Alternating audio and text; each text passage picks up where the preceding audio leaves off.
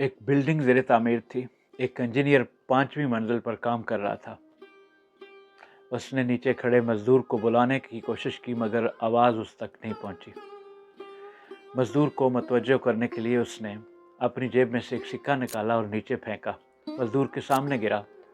مزدور نے سکہ اٹھایا, اسے جیب میں ڈالا اور بغیر اوپر دیکھے اپنے کام میں مگن ہو گیا. پھر اس انجینئر نے ایک نوٹ پھینکا.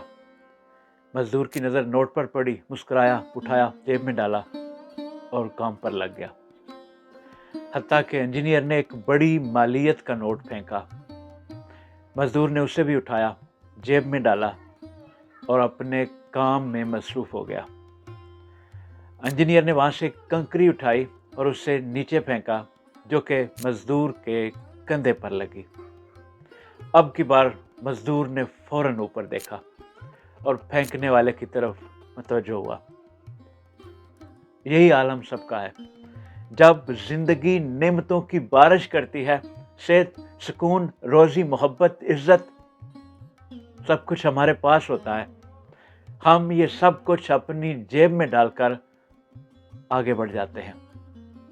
لیکن جیسے ہی کوئی تکلیف آتی ہے, درد چھوتا ہے, کنکری لگتی ہے, ہم فوراً آسمان کی طرف دیکھتے ہیں. اللہ, یہ کیوں ہوا؟ یہ وہی اللہ ہے جو تم پر نعمتیں برسا رہا تھا, ہر صبح ایک مسکراہٹ دے کے جگا رہا تھا.